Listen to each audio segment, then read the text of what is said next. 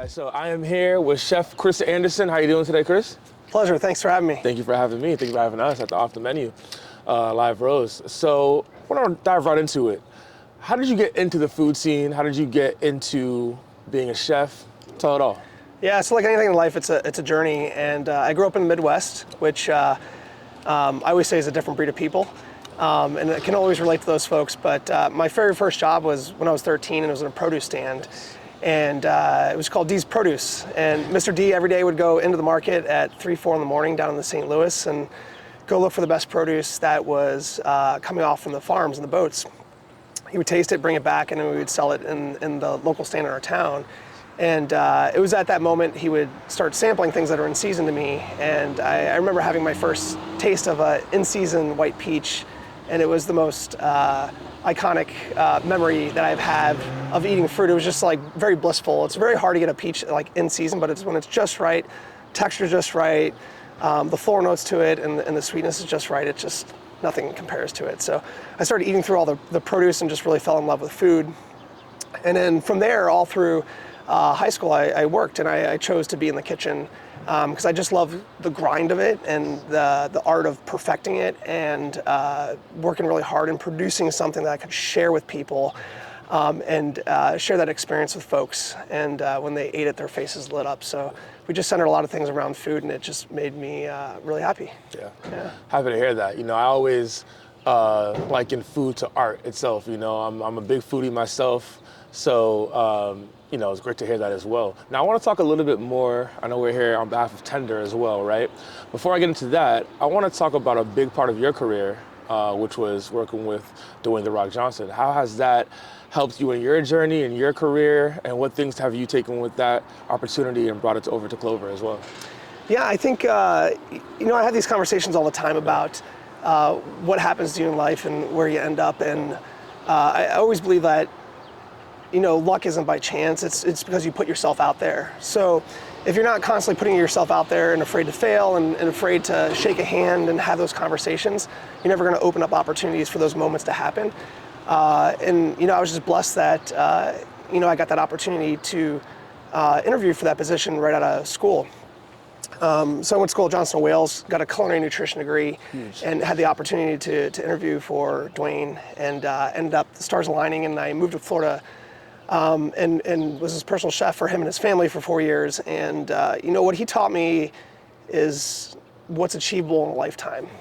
And you know, he came from failure, which is sleeping on a mattress in Canada in the football league up there, and failing, going through wrestling, almost failing there again, and then becoming one of the most iconic wrestlers of all time, and then getting into acting and becoming one of the most successful actors. And you know, I got to see that, experience that, him and his family, and what's achievable in that lifetime. He also taught me humility and appreciation, and no matter how successful he was always thankful of the people around him, and he let you know how thankful he was. So he taught me hard work, what the grind was about, and putting in the work, and then he taught me humility. That's beautiful. Yeah. That's beautiful. So I wanted to kind of dive in a little bit into Tender for a moment and then dive back into Clover. So how did you get approached by Tender, and how did that kind of come about as well? Yeah, we have a weekly food dev meeting.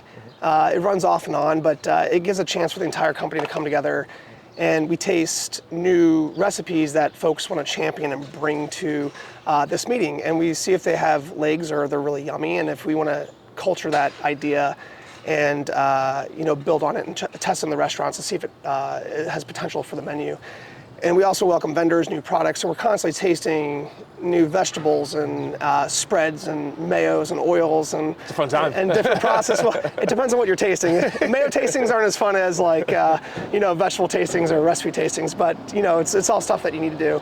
And Tender appeared at one of our food dev meetings, and we tasted a whole lineup of offerings. And the only plant-based meats that we've featured in the past were Impossible, but Tender had a different spin on it. You know, they were doing whole muscle meats.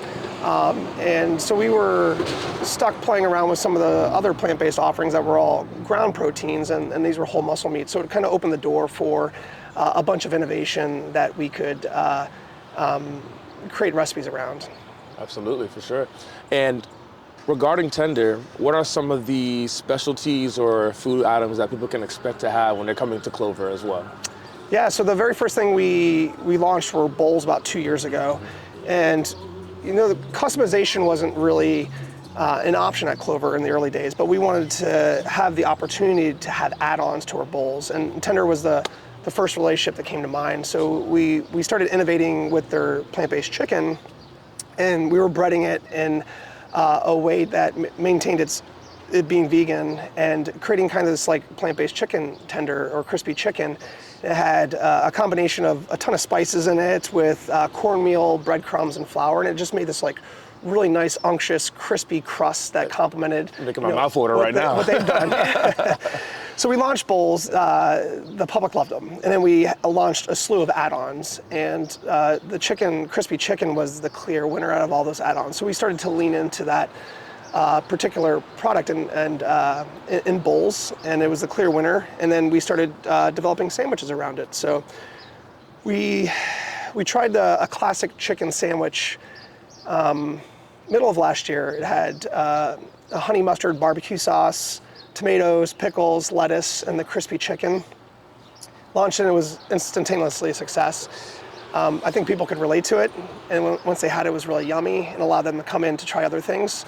And we've kept it on the menu ever since. That's awesome. So we have parts of our team on the restaurant side. Jasper, who does a lot of innovation for the restaurants, has been working on a chicken pepper ranch sandwich with tender, and sort of like a buffalo chicken Caesar sandwich with like a Clover spin on it. Yes. That we're playing and testing. That's amazing.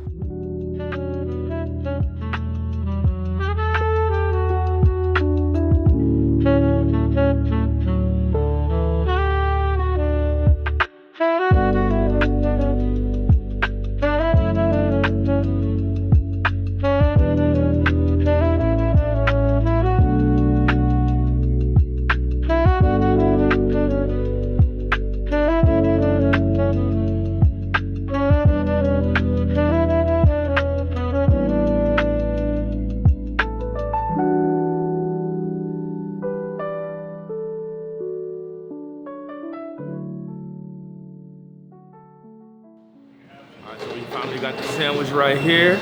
Gonna take a bite. Let's see how it's tasting.